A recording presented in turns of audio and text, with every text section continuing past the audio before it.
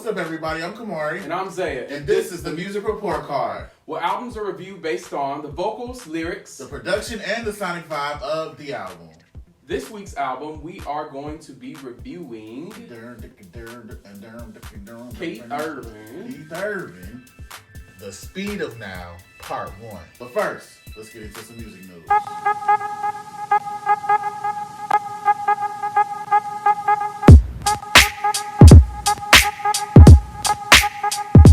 Alright, so today's music news, we have to talk a little bit about Tory Lanez. Tory Lanez allegedly is in trouble again for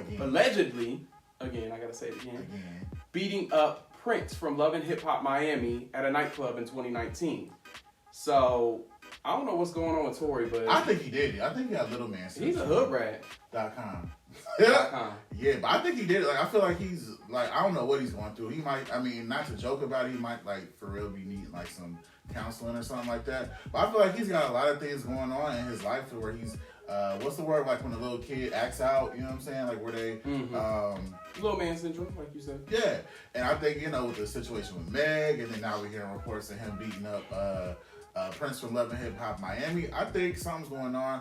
So hopefully he gets it together, because I feel like he's starting to lose some of his fan base. And I mean, Bryson Tiller is coming back. I know he's got a dope new song. And I mean, I feel like they run the same lane. So hopefully Tory can get it together.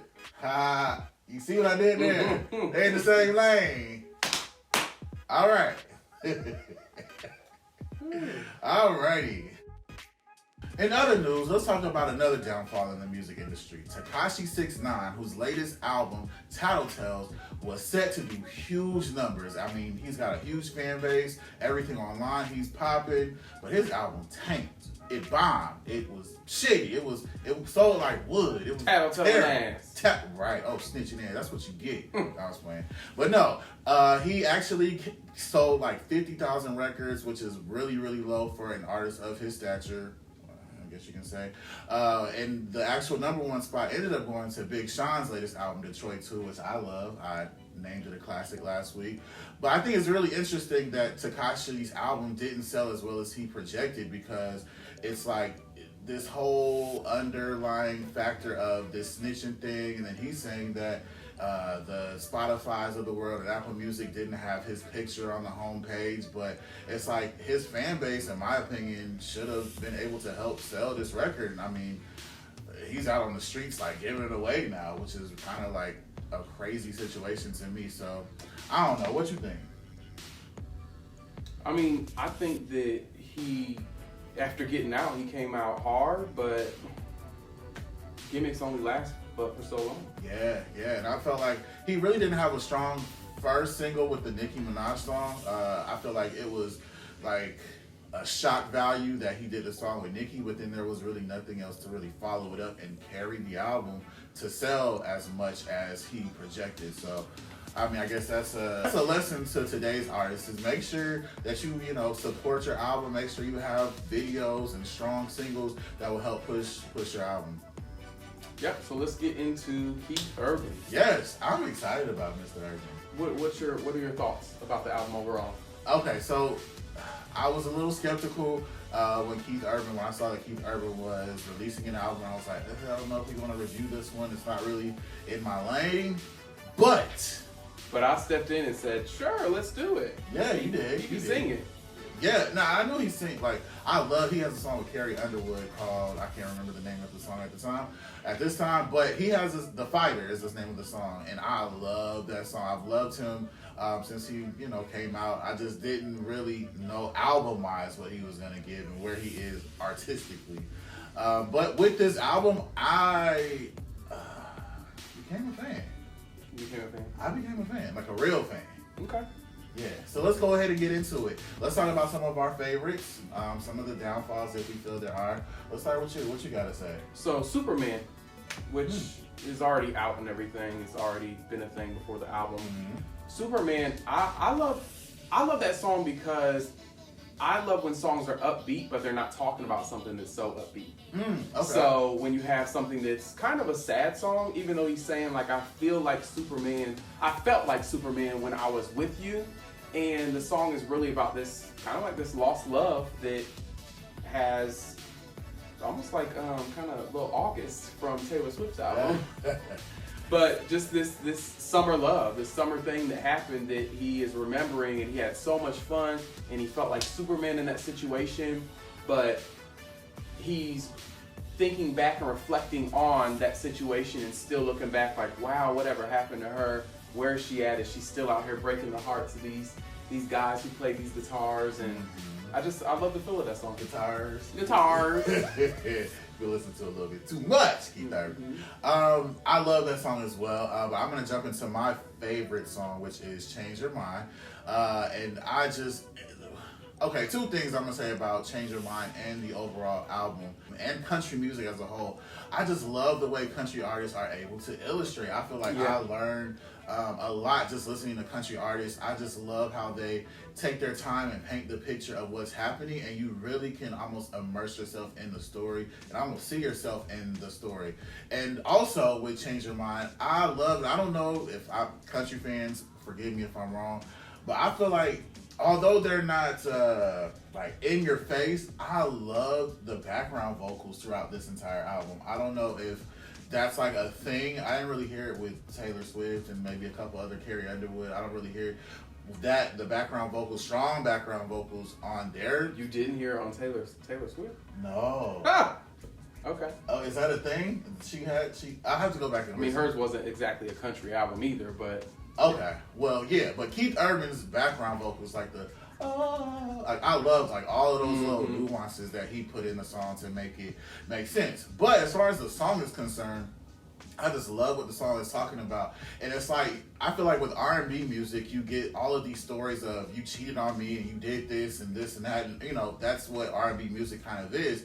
But with this story on "Change Your Mind," it's kind of like you just outgrew the person and you're kind of wondering, if I did this, if I changed, would you change your mind and come back to me? And I just love that storytelling of that song. And I love there was one line in there where he talked about being in a room and his phone is on 7% and he's trying to reach out, but when he does reach out, she doesn't get it. And just all of that, I just love the whole song works for me, and it's my favorite. I listen to it like probably 50 times. Yeah, I like "Change Your Mind." I think when it got to the hook or something, it just something about "Change Your Mind" actually felt like another song that I knew way back when I was younger, but I cannot put my finger on what the song is. "Change Your Mind" was almost one of my selections for my favorite, so I'm happy this is one of yours. Yeah. Because not favorites. It is my favorite. My favorite, but one of my favorites of today. Yeah, well, it's my favorite.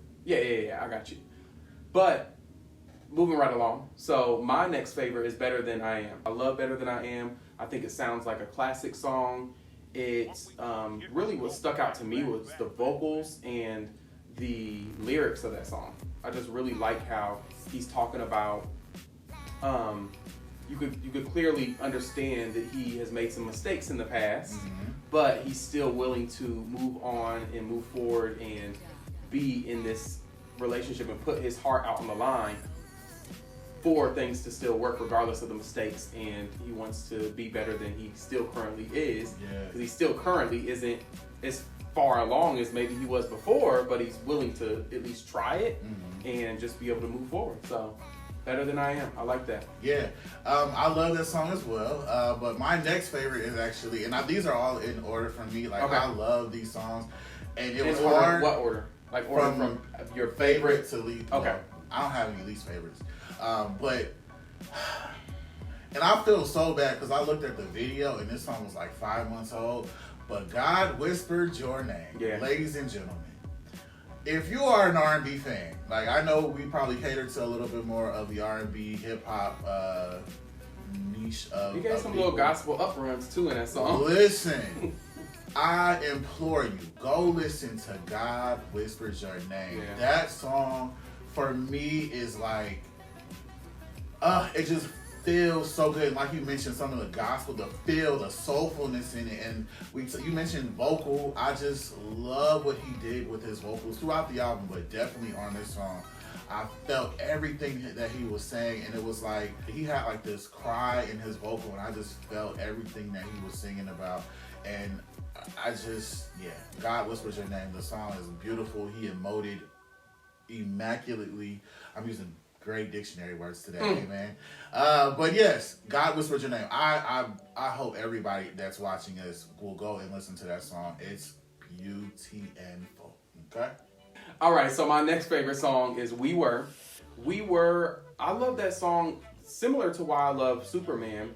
I love it because it's not upbeat, but it's uplifting. It has this uplifting feel to it, even though, again, it's kind of sad because he's talking about all these things that we were and all these things that we could have been, but it just didn't make sense for us to be together. And I love listening to songs like reminiscing back on times where I was in those same situations and wanted someone so bad, but it just didn't make sense and it just didn't work the way it was supposed to work. But I love that I felt like years ago I suppressed some of that, you know. And I think as people we get used to suppressing some of this hurt from relationships and hurt from people that you didn't get to be in a relationship with and they got someone else or chose somebody else, and we suppress that. But I love that now, being a little older, just a little older, that I can now, no, I'm definitely not 40. I can reminisce and look back at and kind of almost feel that pain all over again, but also heal from it today. Okay. And that's what I love about music, is being able to go back and just feel it all over again and heal from it in a different way, because it all comes back up, but you find peace in it. Yeah. And you deal with it where we are today. Yeah. So I love that song. It's interesting that we have different choices. And I love each song for different reasons. But my next favorite is actually Ain't It Like a Woman. I love that song, and it was just because it was so soulful. And I again love the way that he illustrated the way that he was like the king of the neon lights. And again, for the songwriters out there, painting the picture, instead of saying I was in a club, he was like, I'm the king of the neon lights. Like that for me as a songwriter is just like, again, helping me to push my pen in my Nicki Minaj voice. You know what I'm saying? Like it's helping to just paint a different picture than the norm. And he's like, the police knew his name, and then he ran into this stop sign with these 5'9" with these pretty blue eyes, and he's just to paint a woman as a stop sign, basically saying she stopped him in his tracks. Anyway, as a songwriter, I'm just like in love with how he illustrated that, so I won't go too much into that. He basically puts this woman in such a high regard. Yeah, I like that song as well. I thought it was pretty dope. It's funny because every song that you chose was definitely, they all were songs that I was definitely considering as one of my favorites. Like every song you chose. Yeah. But I had to go with what really spoke to me and what felt good, and listen to more of the overall opposed to just, whatever. But that's what's so great about music, is that everything's gonna touch people in different ways and stand out to someone in different, more than other songs would do. So. And I think it's notable for us to mention, for me, a couple of standout songs, some honorable mentions. Soul Food, again, I talked about background vocals. I put on my notes, I was like, is this a Brandy record or no? Like, some of them background vocals I just have not heard, and I was just so glad to hear that on a country record, because that's what I fall in love with as a music listener, are background vocals, melodies, and things of that nature. That's what I fall in love with first, before I fall in love with the lyrics. So, Soul Food for me, also a great song. What else you got? Because I know you got a lot of honorable mentions. What else? Yes, I also love Polaroid. That was one of my favorites. The groove of that was really nice. Do you feel like any songs on the album didn't work for you, or kind of felt album filler-ish? Or? Not necessarily. I think that this whole thing felt like it's telling a story. I mean, multiple stories, obviously. And I don't think that there was anything that didn't feel like it made sense necessarily. I like that the whole thing didn't just feel like your typical country album, or what I would think a country album would sound like. Yeah. I like that I heard some country, but I also heard something that gave just a different feel. I've always loved country music, but I've always more so loved the slow, like introspective. Yeah, just music that you really connect with on the country. Yeah, and I'm not a country fan. Like, I remember growing up, like my mom even, I actually sent her a couple of these songs, and she was like, "Oh, I love this." And I just remember her like every time an award show would come on and somebody country would come on, she would be like, "Click!" Like, I don't want to watch that. And so I didn't grow up listening to country. I don't think I started listening to country until I was maybe like later 20s when I just tried to open my mind. But yeah, I love, kind of like you said, I love the fact that this is not a standard, what we would consider a standard country album. And it may be. Because of today, I feel like going back, country albums were really guitar heavy, very in downtown, and I won't like it was. You know what I'm saying? And that take this job and shove it. I ain't working. Yeah, that ain't what I'm rocking with. So, the only song I didn't like was Tumbleweed. And I won't say I didn't like it. It didn't connect with me. It didn't grab me like some of the other songs. Yeah, Tumbleweed was definitely, it was country. Yeah. So I think, but it was good. I mean, it grabbed my attention. Yeah, when it was playing. So yeah, and that's it for us. Let's move on to the grading. So as you know, we are going to look at the vocals, lyrics, the production, and the sonic flow. Yes. Camarray, let's start with you. Starting with vocals. So what did you give? I gave him a 4.5. I loved his vocal choices. I love the way that he cried on certain songs. I love the way that he did certain runs, and although they were maybe simple on the simpler side of running, they just accentuated his point and definitely worked for me vocally. I gave him a 5. Okay. I think his vocals are on point. They're always on point to me, and I like that he can switch up his voice. There's a lot of versatility. He can give, like you said, the cries. He throws some runs in there that are unexpected. And then also he can give you some of that little grit and, some grit with it too. So, for sure. Or the sweet breathiness, a little bit of everything. I love versatility when it comes to vocals. So I'm definitely giving him a 5, regardless of the fact that he's a country singer. All right. Well, let's talk about the lyrics of the album. Go ahead. Okay. For his lyrics, I gave him a 4.75. I only knocked him a little bit just because I feel like there's always room for growth. And I felt like the album, again, Tumbleweed, which will kind of knock a couple of in a couple of the categories, knock it off or knock it down a couple notches for me. But yeah, lyrically, again, painting pictures, helped me to push my pen. I had to give him a 4.75. I actually gave a 4.5. And I mean, I think that the lyrics were great on a lot of the songs, but I don't know. I think maybe it's the relatability for me. Like I couldn't relate to every single thing. Some things were just a little different culture-wise. Even though I'm biracial, I still didn't relate to some of it, and I think that may be part of it. But honestly, I think there's just, like you said, kind of room for more from what I'm also kind of comparing it from other things that I've heard that have been phenomenal. Yeah. Like your Taylor Swift's, and have to throw her in there because that pen. Woo, Jesus. Yeah. But when I compare it and think about other people, it just makes me. And don't get me wrong, he still compares when we talk about her, sure. But it's just on a whole nother level. So I have to knock it down just a little bit because it didn't meet the requirements. All right, well, let's talk about the production. Okay. I gave him a 4.5. I thought there were a lot of great moments. I thought, again, his vocal production, I don't know who his vocal producer was, but I think they definitely pushed him to be his greatest. I think track-wise, whoever picked the songs from start to finish did an exceptional job. So I gave him, again, a 4.5.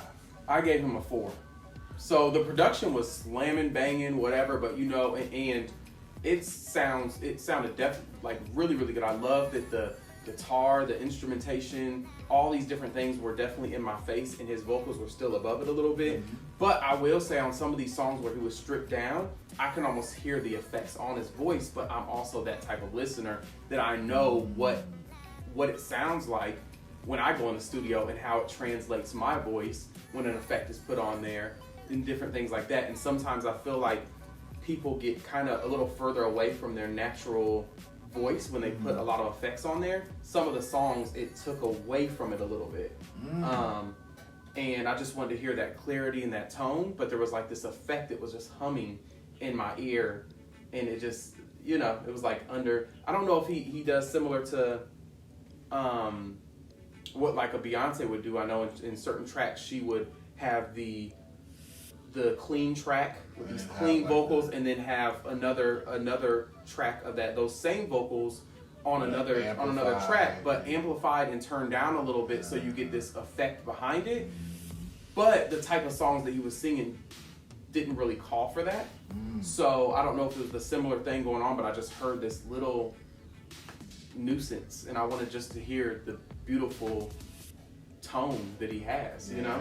Yeah. So that's kind of why I bumped that to where it was. Okay. And we can listen to it afterwards so you can see what I'm talking about. All right. Well, Sonic Flow, I gave him a 4.5. Again, Tumbleweed for me was not a strong song. I feel like it could have been replaced with a much stronger song. And that's the only downstep or misstep for me is Tumbleweed. So, and I will say this. I will say, although it's not necessarily a misstep, I feel like it could have been done with, I think he could have left the We Were with just the song with Eric Church. Yeah. I feel like that, like, I agree, but I don't agree. Yeah. I feel like that was a little, like, I was like, am I still listening to the same song? Or did it, and then I looked, and I'm like, oh, this is two different songs, but it's literally the same song, but just with a feature. I like that he did that, though. So I'll just start by saying I did give a 5 for the Sonic Flow. Maybe they recorded the song and they thought, like, this is really, really great. Like this rendition that we did. However, my rendition is also very great on its own. So I like that it kind of finished up in that way, and I like both versions kind of equally.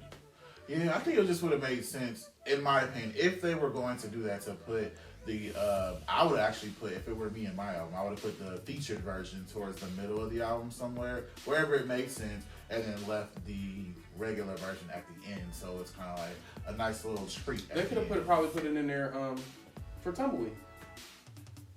Tumbleweed, yeah. We didn't say anything about the song with Pink.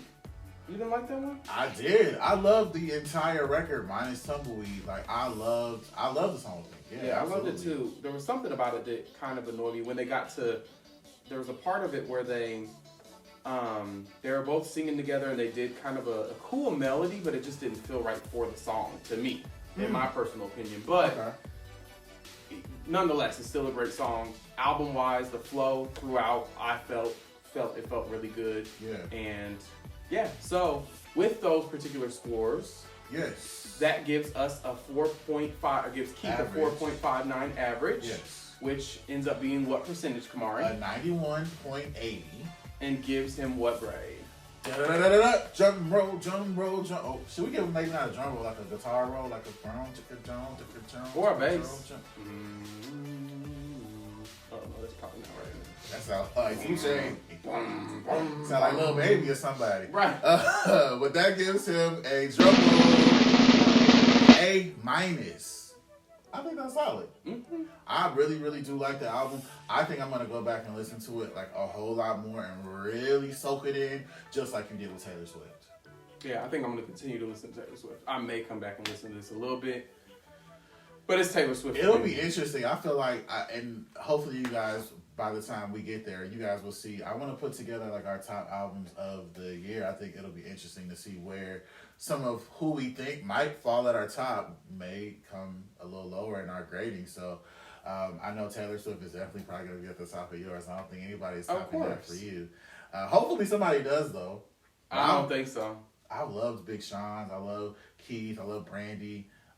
So yeah, I think it'll be interesting to see when we put together a top 5 of our favorites. Let us know what y'all think about this particular album. Yes, drop down in the comments. Yes, make sure you like, comment, and subscribe to our channel. Please share this great information, this great content with your friends, with your family, with your children, whomever, your grandmammy, everybody. Share this with everybody.